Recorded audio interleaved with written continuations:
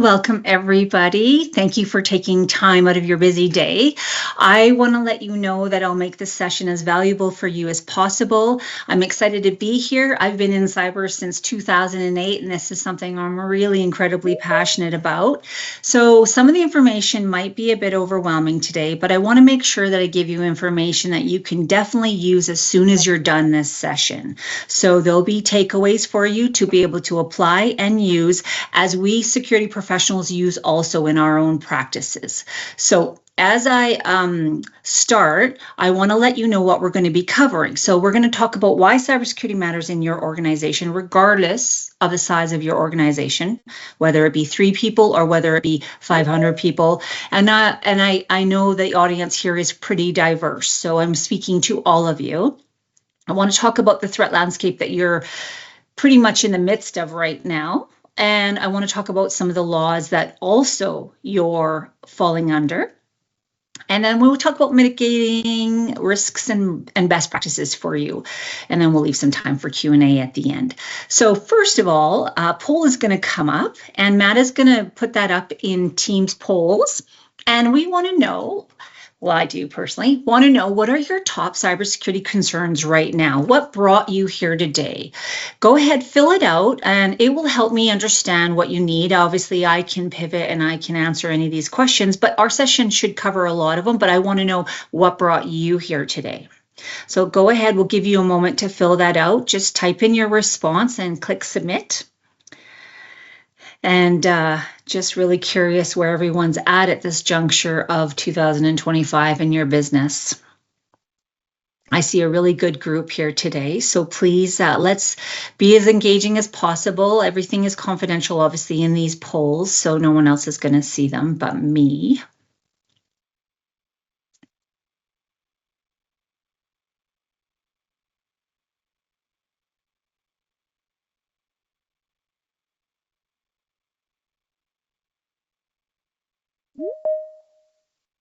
And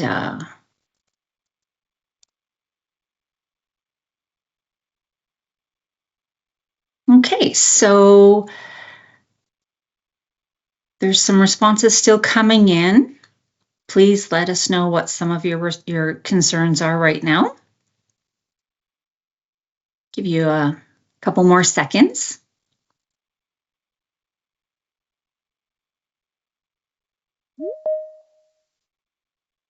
All right, so Matt, could you let us know what some of the answers are? Yeah, so we got scam emails, AI cybersecurity risks, use of AI tools to automate attacks, hackers trying to log into our remote desktop, employee education on avoiding malware, etc., privacy, AI, phishing emails, phishing, hacking, account takeover, won't be able to log into our database due to the hack, Right. someone turning my camera on remotely without my knowledge, Right. impersonation attacks, especially through incoming emails spoofing true names from our organization, staff accidentally clicking emails that they should not. Right. Oh, those are good ones, everybody. And those are real, actual, serious concerns, legitimately. So I want to be able to cover as much as I can about those today. What I would also recommend is we have a cybersecurity session for all users. If you haven't attended that, I would recommend you attend that. I run that one as well. And we cover aspects around some of those concepts if I don't cover it today. Okay. So I'm going to just go right to it. I want to talk about why this matters to your business. Now, I want to level set us first. So what we need to know is, what is it that we have to be concerned about in our business? Because it is a broad topic. Trust me when I know, looking at cybersecurity, you're looking at so many different aspects of your business, and then so many aspects of concerns about what you need to protect. So let's just start with this. Let's say you need to understand, regardless of your business size and regardless of the people and regardless of the services you offer, you need to know Data is your most valuable commodity. We call it the crown jewels in our profession. And every day, every single one of your team members works with data. So we're going to talk about what that means to you. So when we're looking at this, you have all different types of data that your people access through your organization. So what's happening is not only are the systems being compromised, which is like your Microsoft Office 365 or other applications, whether you're using HR, accounting software, all sorts of document management software, CRMs, you name it. You have many proprietary software applications you're using. Regardless of those applications and trying to secure those, you would use a company like Smart Dolphins, where they would be your managed service provider to protect your applications. But what's happening is you can set up your applications to be as secure as the day is long, even though not every application is secure 100% of the time, based on various software updates that are required and changes of that for your organization. But what you do know every day is you have people accessing those applications. And so what hackers have realized many years ago is people are the easiest target in your organization. So every concern you listed inside of that concern that you have today, it really does apply to the fact that you are people of the organization and your staff are the people of the organization, and every single one of you are targets. So it doesn't matter what position you're in. It doesn't matter what applications you touch. At the end of the day, you're the people inside the organization that are going to be targeted. And so I think what's happened is many people in organizations don't fully understand the ramifications of that. They don't really understand and take that as a level of accountability to realize everything they do could be compromised. And it's a little bit alarming to think your individual identity is at risk, but that is exactly what we're up against. So you think about it, if you have two hats on today. One is your professional hat, where you're going, I'm working in this organization and I'm using these applications, okay? And then two, your personal hat, where you're actually at home and you're also doing the same thing, using different applications. It doesn't matter which application. If anything is connected to the cloud, that's an application that a hacker can access just like you. So we need to talk about protecting systems, but we also need to talk about how we protect our people, right? Because our people are the ones that are most vulnerable. When they don't have enough, let's say, sometimes I wonder if it's, some of the acumen that they don't understand, but really, I think that there's this aspect where they need to have some more knowledge to understand they can't forfeit some of their digital security. So when you leave your home in the day, you lock your home. When you leave your car, you lock your car. You don't leave that unlocked. When you go to a mall, you don't leave your car unlocked, right? So we know how to protect our physical assets without question. We've done that for years. But now we have people who are forgetting or not aware that their digital identity, whatever online applications they're accessing, is also needing to have protection. So you as a leader need to be able to understand that this is very impactful to everyone in your organization. And all of those concerns will impact every single one of your people, not just you or not just other staff member. So if we can level set to understand everyone in your organization is at risk, then we can then talk about what do we do as an organization as a whole. And so when you look at that, you have to understand, where are your compromises inside your organization? Well, the applications your team touch is email. For one, let's just start with one of those that we touch every day, regardless of the role you're in. We find that is the one that is the most vulnerable with every single company, because this is where they're using sophisticated techniques to target your organization, and very unique techniques, and they're constantly changing. So I don't expect you to be an expert on the cyber attack methods that these threat actors are using. You'll never stay on top of that.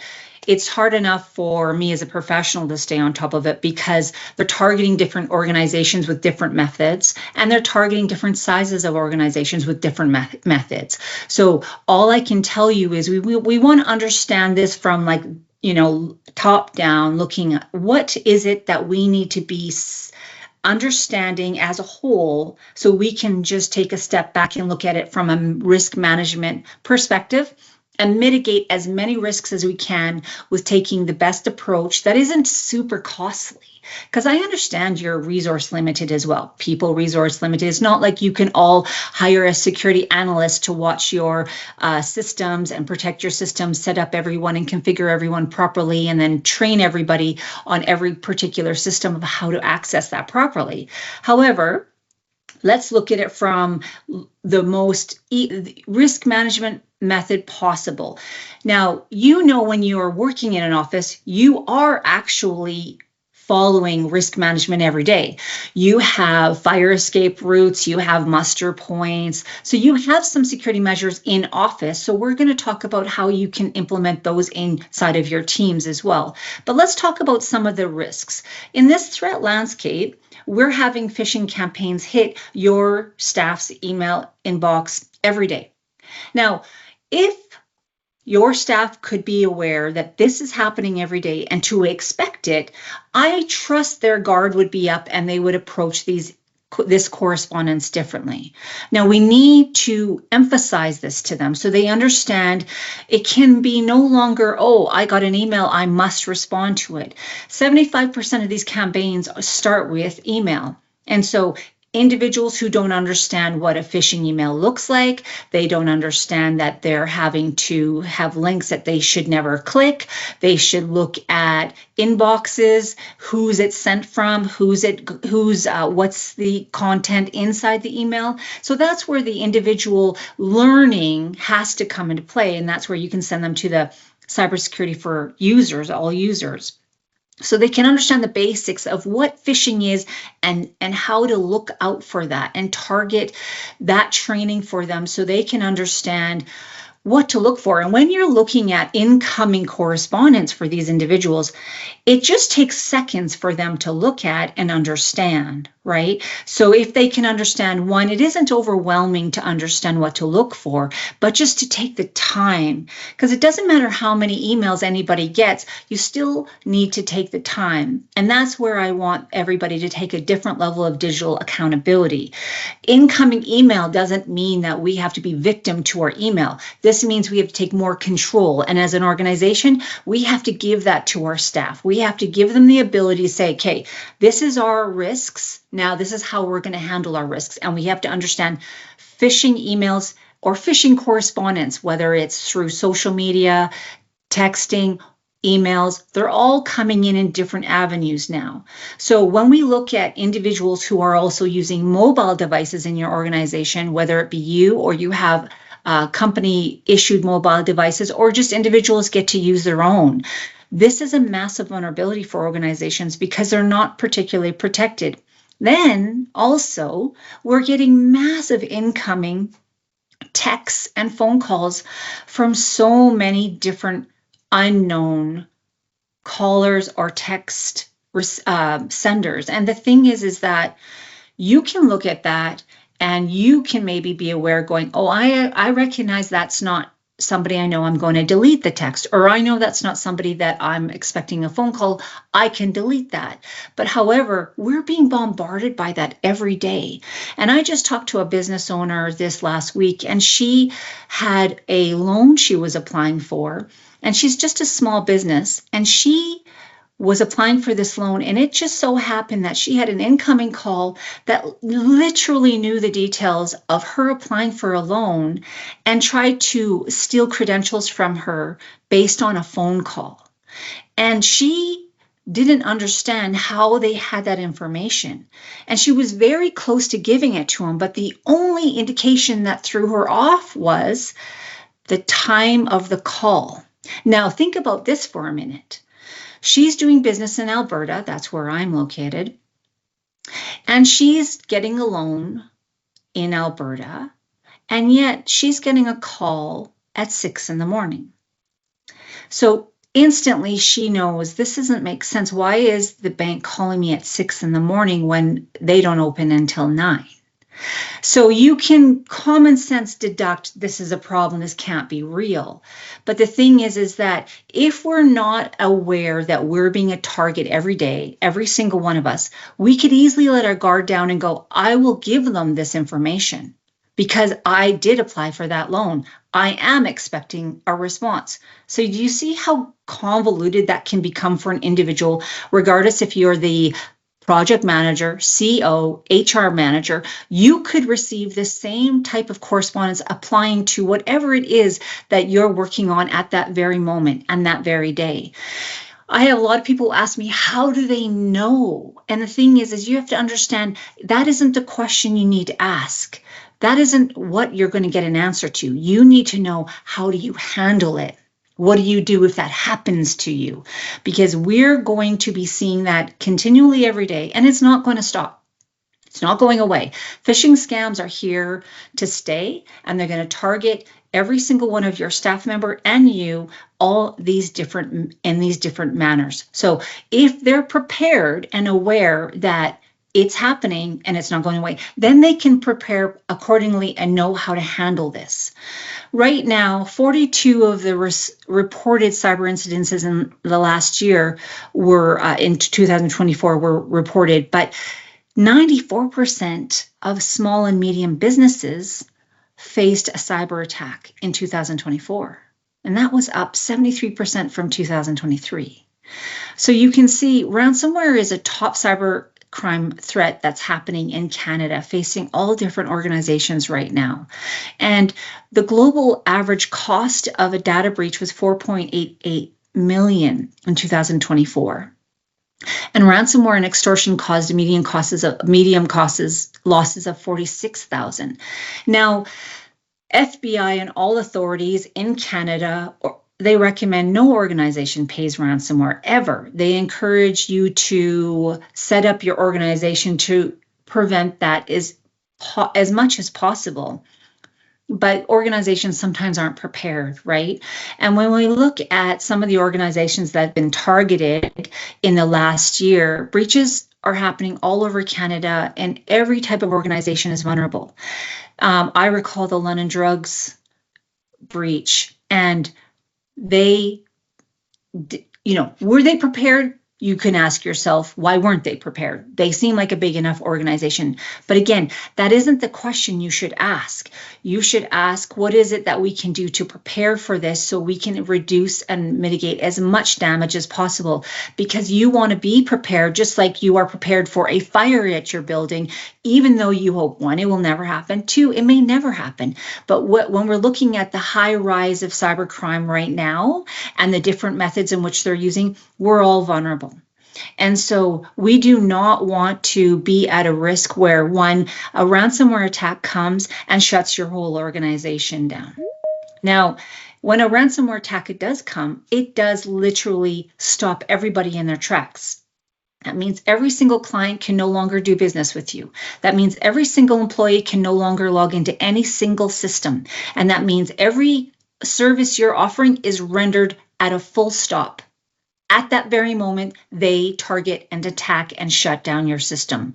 And when they do that, they're basically taking your data, locking it down, stealing it, and then putting you and basically kidnapping your data, but putting you at their mercy to make you do exactly what they want you to do. And that is pay them money to give back your data. That is rightfully yours because you're the business owner. So when you look at London Drugs, if you look at, I would encourage you to research just what happened with that breach, what was taken. So Bruce, if I could ask you, or Emma, if I could ask you to look up for the London Drugs breach in Canada, if you could tell me what was stolen at that London Drugs breach last year. I would appreciate if you could just put it in the chat box, and we'll discuss this as a whole, because what's happening is individuals aren't aware of what data is being stolen and how valuable that is. So when you're looking at different data points, people are getting mixed up as to Like, well, I don't have any valuable data, so why would anybody take our data? And you're looking at it with the fact that maybe you think you're a small organization, you wouldn't have anything of valuable, you wouldn't have any valuable data. But the thing is that every organization has valuable data, because PII, personally identifiable information, you carry, every organization carries, whether it's HR records, whether it's employee records of like banking information, or client records. So when you're looking at those records, you will see there's numerous data points of personal identifiable information. And you as an organization have to protect that. And if you're not protecting that, that means that's vulnerable to a hacker to steal. And so we have to protect it, one, under privacy laws. You're accountable as an organization. You have to protect the data. If you aren't sure, I would recommend you go look up the privacy laws in Canada, and each province has different laws in place. And you will realize our government knows this data is valuable, and that's why they have laws in place to protect your clients' data and your employees' data. And if you look at the London drugs breach, there was HR records that were compromised, stolen by these hackers. And this Lockbit ransomware gang stole those records. And when they demanded the money of 25 million and didn't get it, that left London Drugs at the mercy of whatever those hackers wanted to do. Now, when you're at that point of losing data from a hacker, you have to just assume they've already taken your data, compromised it, and sold it.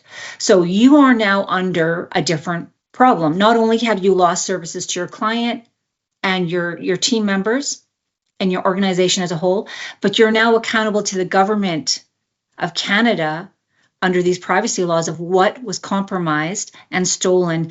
And when privacy law is under scrutiny here for you, when you're compromised, it tells, the laws say, if any of this data stolen causes harm to an individual, you could then be under a civil lawsuit. So laws are changing right now. And the data collection that you are collecting for your staff and your clients, that's built on trust, right? So we want to keep that trust, right? And that's why the government of Canada is enhancing these privacy laws, one, to protect the clients, but also to protect you, so you adhere to these. So Bill C-27, known as the Digital Charter Implementation Act, it proposes to replace the PIPEDA, and that's still in the works right now, but these are going to be enforced and get stronger and stronger as time goes on to protect you as an organization. But you have to be aware of what these laws are, so I recommend you go look at those so you understand what you're actually accountable as an organization. Because even though you're up against trying to protect your organization from hackers, if they steal your data, you're now in a world of trouble, because your clients are then in harm's way from the data being stolen. So you want to look at some of the recommendations that we can implement to be able to put forth inside of your organization to prevent a costly breach inside of your organization and a costly loss of data, and also just your business being shut down. Because remember, London Drugs was shut down for 10 full days. And so they're not going to account for how many millions of dollars they lost a day with the door being closed, but also the cost of the breach of what they had to pay every forensic investigator and the people that had to help them get and restore their business back to normal. So you're not necessarily having those basically budget line items in place to cover those costs, because they're unknown. No one knows how much a breach is going to cost each individual organization, but I can tell you it's going to be way more than the cost of preventing it with setting up these mitigation efforts.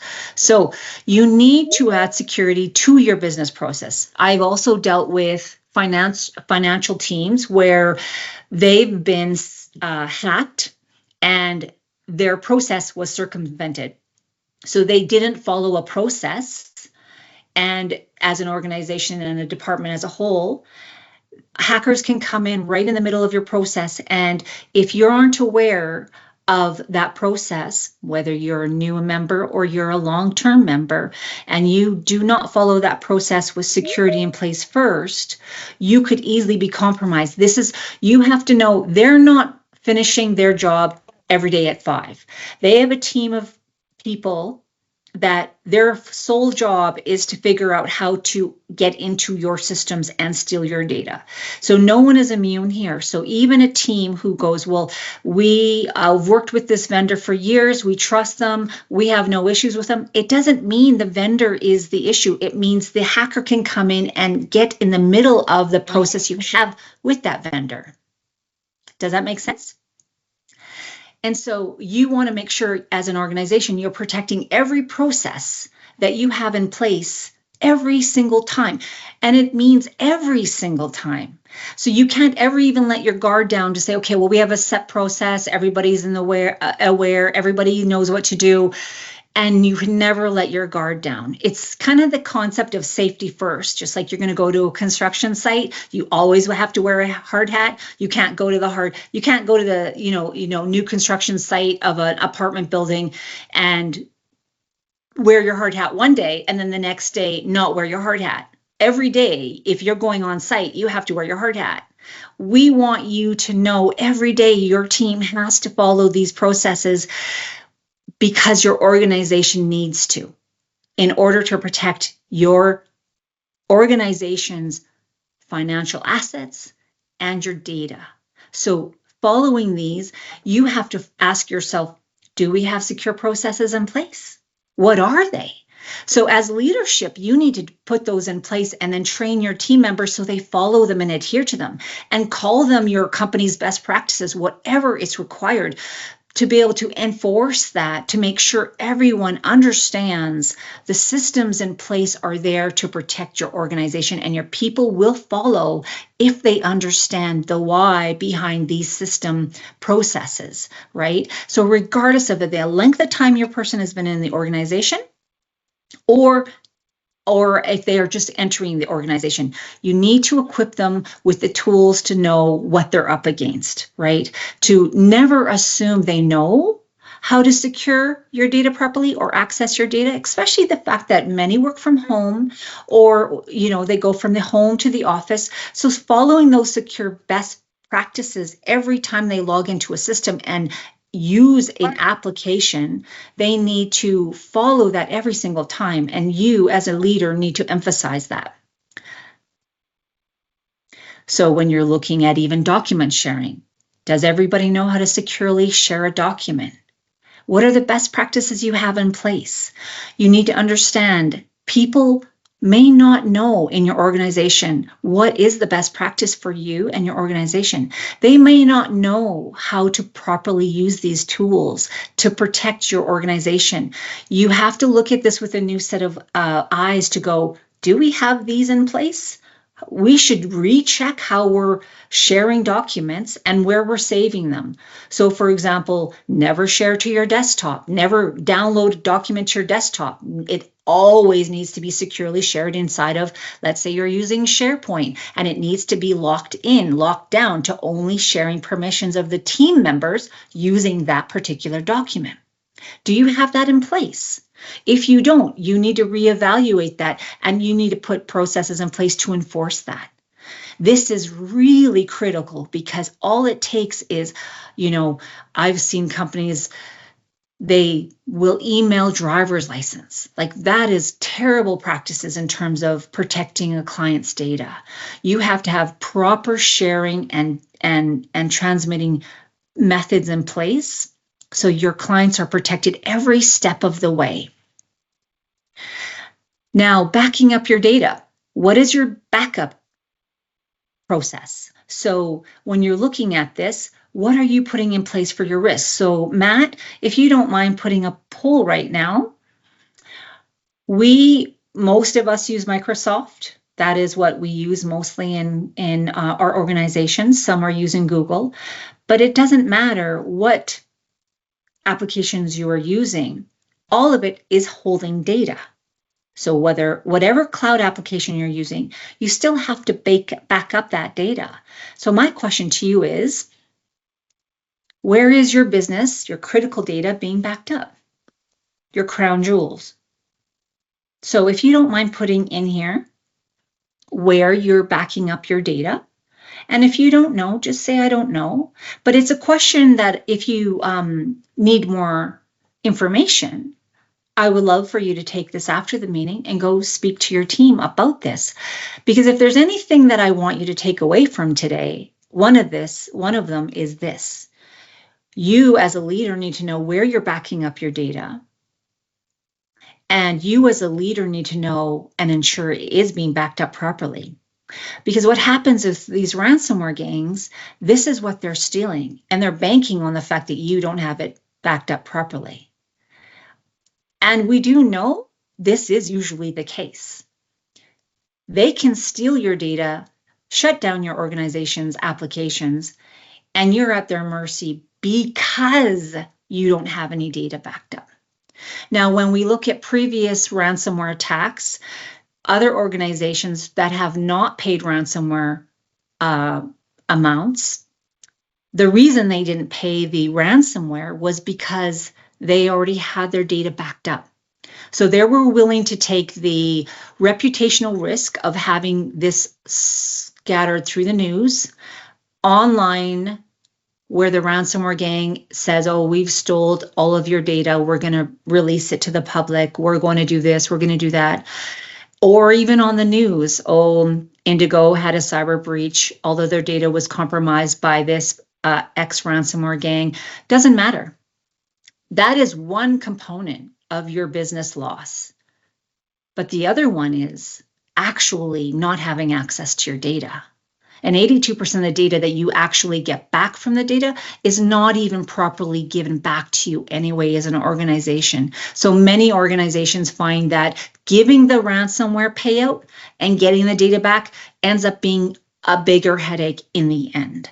So it isn't actually worth it. That's why feds say don't pay a ransomware gang, but also it doesn't give your organization any smooth continuation in terms of business continuity when you're banking on the fact that you're going to pay a ransom and get your data back. You still have a loss of business continuity. So when you're looking at backing up data, this will reduce your business loss and continue. So you will have business continuity because you can have a team that will have it backed up for you. That's one where you would use a managed service provider to help you with that, to do it properly. Ransomware gangs also rely on, because you have to understand they're experts in this field of stealing your data. It's really sad, but they are. And they're going to know if you have your data backed up properly, because they can access one system and lock down the other systems where your cloud data might be also backed up to. So, Matt, I'm not sure if everyone has submitted their answers. Was there any, you close the poll and see and tell me the answers? I've got 11 responses, but I got Smart Dolphins IT, which is my favorite answer so far. Excellent. And then I got Datto backup tools. And then someone says they used an outside IT company to back up their data.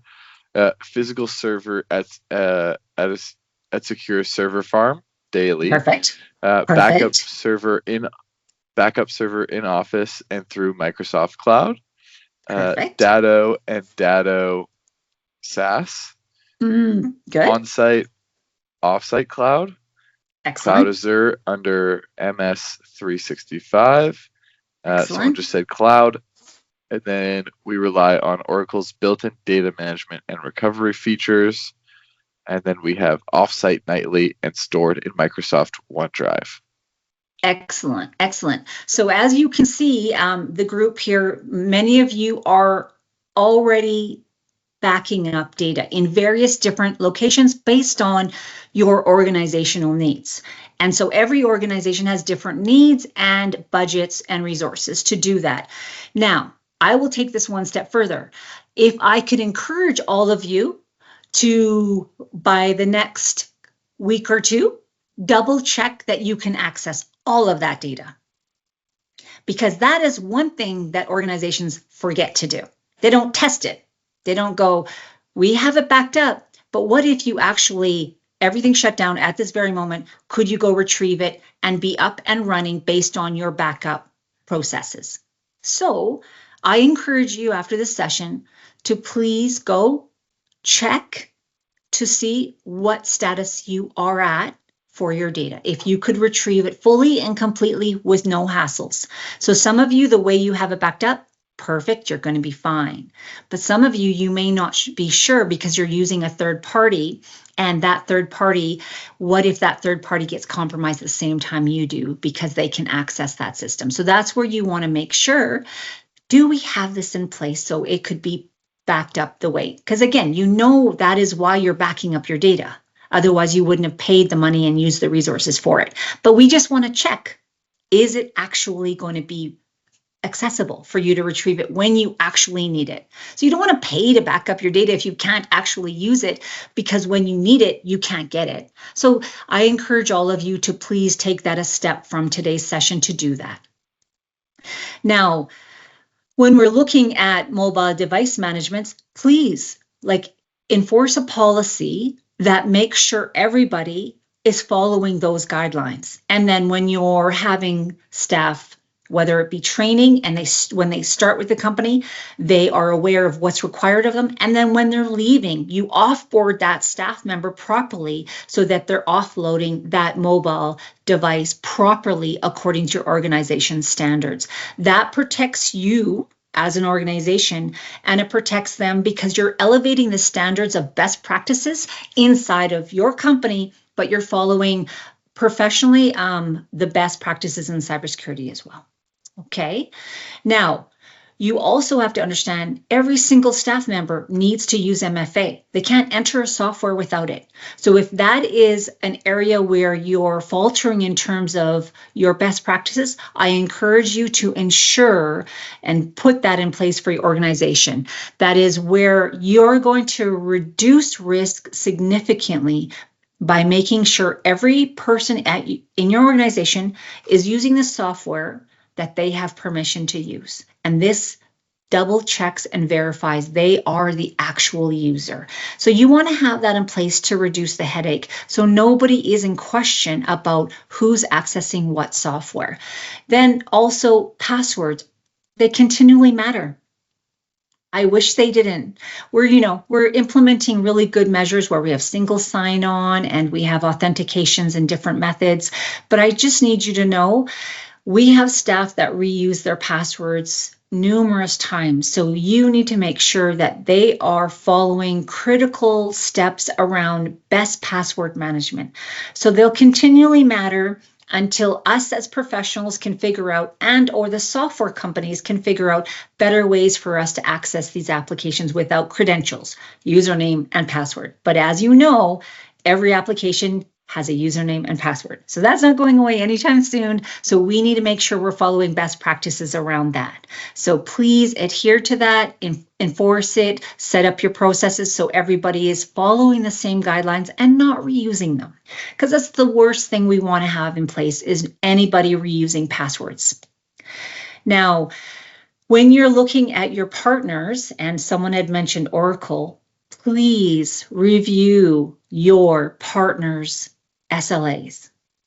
So if you're using and relying on these partners, make sure that you're actually relying on them for the right things. So making sure that, are they actually protecting this? Or are they saving this information? What are they responsible for and what are you responsible for? Sometimes organizations overlook that. Sometimes they miss that and they think, Microsoft's going to protect everything in the cloud because we're using their OneDrive and we're using SharePoint, so everything's safe. So I would tell you, you should go double check that, because some people aren't aware that that's not actually the case. Okay, so you need to double check those SLAs that you have in place. Now, when you're looking at your people, you need to understand, when you're going to start implementing cybersecurity best practices, sometimes this is tough. Sometimes they want to know why, sometimes they don't want to do it. So you have to help them with that change management, because you're implementing new software all the time, or at least the software is changing and you have new fields, you have with AI implemented, you have new options, and you have to understand that they're going to be overwhelmed by this. And because of the implementation of AI, and AI is in all of the Microsoft suite. And if you're using the enterprise version and you're using Copilot, you have to also make sure they understand how do they use it. Like, you need to give them training on AI. One, they're going to use it. You have to help them use it by encouraging them to use it right. And so if you're going to be using Copilot in your organization, what are they allowed to do? What are they not allowed to do, right? What is forbidden in terms of, like, can they use ChatGPT within your organization? Can they not?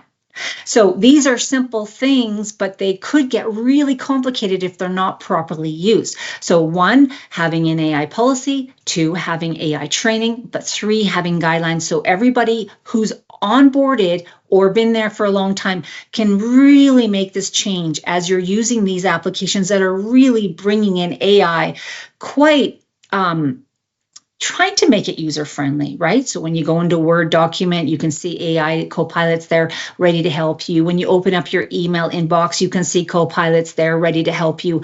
It's not that it's cumbersome, but it will be if a staff member doesn't understand what to use it for.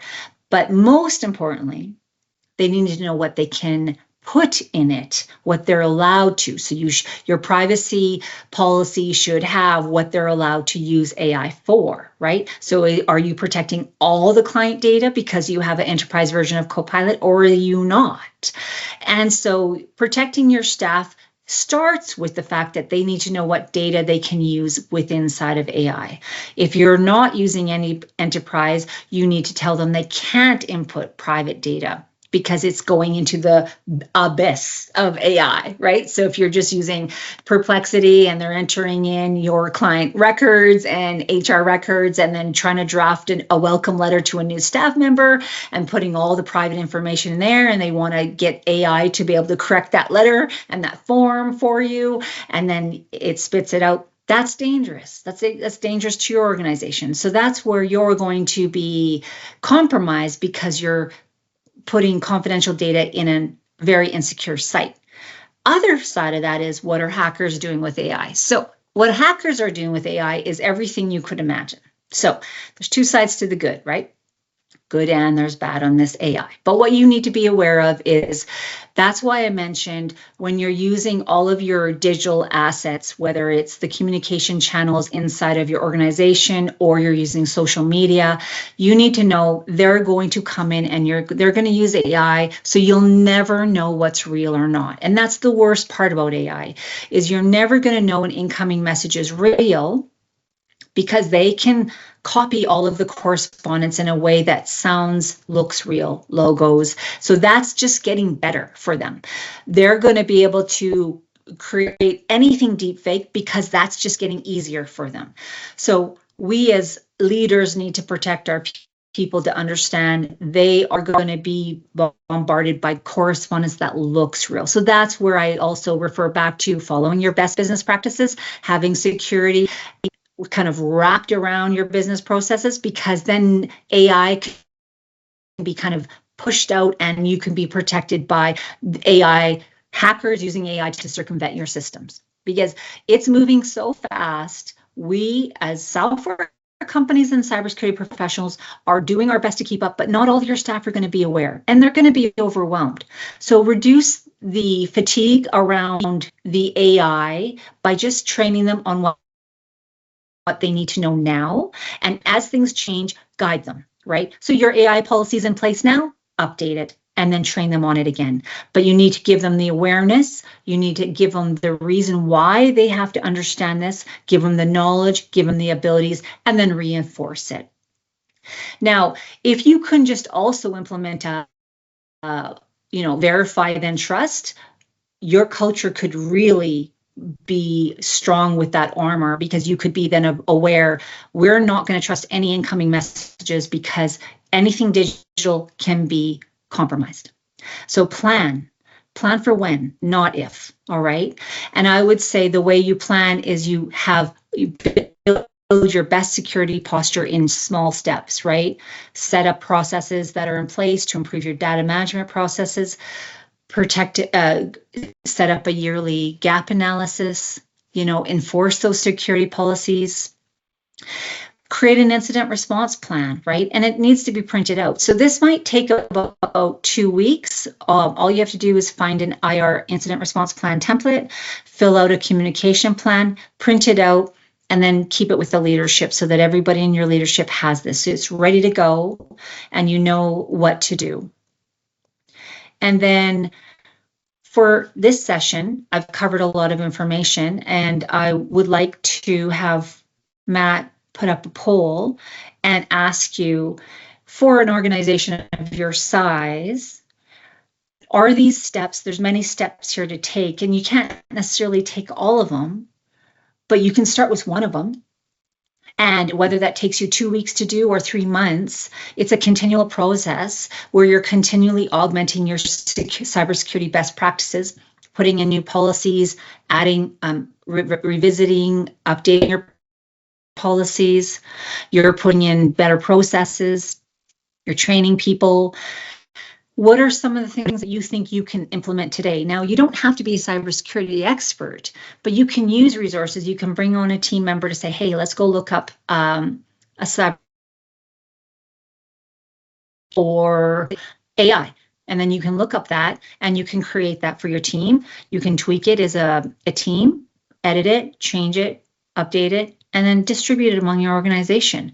So you can see setting up a new policy so that your organization can follow it.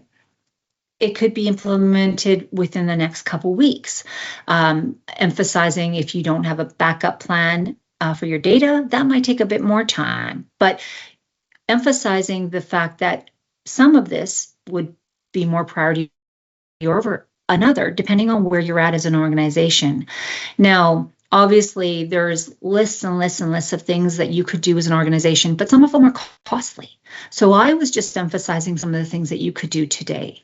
And so, you also know that some of the things you can do, but Smart Dolphins will help as well, or a managed service provider that you use, right? So they can help you with endpoint protection. They can help you with phishing resistant emails. So they can protect you with protecting your MFA, multi-factor authentication. They can help you with cyber insurance. So there's varying different needs that an organization has, and they can use a different partner to help them do it, because you can't do it alone as an organization because it's just too much to do. But some of those were easier steps that I gave you. So from today, what would you be able to start with and take action as a team? So I will give you a little bit of time to answer that. And then, Matt, if you could read the responses from the individuals who submitted their responses. Yeah, for sure. Thank you. So we have incident response plan. Yes. Make a statement on where we are at. Where we are at. Apply MFA across organization. Training people on AI. Find out how our data is backed up by the third-party IT company. Excellent. Implement MFA. Test if we can access the backed up data. Excellent. The do's and don'ts with Copilot. Excellent. Company-wide AI action plan. Excellent. Develop and document the recovery plan. Create an AI use policy is near the top of our RT to-do list. Excellent. Those are really good ones. And as you can see, if you just start with one, it's not so overwhelming. And maybe you can create a checklist of like what your priorities are so that you can go, okay, once we're done that one, and however long it takes, again, give yourself time. It's okay. No organization is 100% secure, and it's okay as this climate is changing so fast. But starting with the one, take that time, but have the list. So your top priorities as a leader, agree that you're going to tackle these next 4 things over the next, 6 months or the next 8 months. And then you're going through the list and you're building your security posture one step at a time with the aspects that actually matter, where your business will be impacted the most. You want to do that based on your priorities of what is your critical pieces of in your organization, that your data, whatever needs to be protected, so you can go, we'll tackle those first. And most of these are not going to be resource heavy, but they'll be maybe time heavy. So just prioritizing it based on your budget and based on your time. But I also recommend bringing a security champion, get somebody to do the admin for you to help you. The research doesn't require a cybersecurity expert either, just the research. So you go, what should we do first? How would we do that? And there's lots of resources out there that are free that you can use. There's free templates and there's free resources, and there's lots of free training as well. So it depends on the topic. But because AI is such a big topic right now, and everybody is quite overwhelmed by what is important, what isn't important, you can only start with what you need to do in your organization. And that's what I would recommend. And because there's so many AI tools, you're going to determine as an organization which tools you're going to prioritize right now. That changes anytime. You're going to then implement those tools, and then you're going to follow the best practices with those tools. And let's say it changes in 4 months. You then tell everybody in a, let's say a team meeting or a memo, we're now implementing this. This is the resource for training. Please use this, and please adhere to our AI policy where we don't share data this way or this way or this way. So you can evolve and change as AI is changing in the simple steps like that. And then your team won't be overwhelmed. And then the applications that you're using, you just have to accept the fact that they're going to be pushing those no matter what application you're using, they're going to use them. And then you also have to figure out how to protect your people from the deep fakes and the deep fake videos and deep fake images. So have something in your company where you're helping people with that. Now, risk never sleeps. So you need to know that you're now going to have to be on guard as an organization. So please just take your precautions and follow and tell everybody that you're now going to be building a more secure organization, and you're going to be following these processes going forward, and they're going to have to be mandated and enforced. So if there's anything that you need more clarification on, please don't hesitate to put in the chat box. Happy to discuss any other details that you may need more information on. If you need more training, Smart Dolphins will help you with that training as well. So just go ahead, put in the chat box if there's anything else you need more questions on, and we'll get ready to close out this session so that we stick to the hour time frame.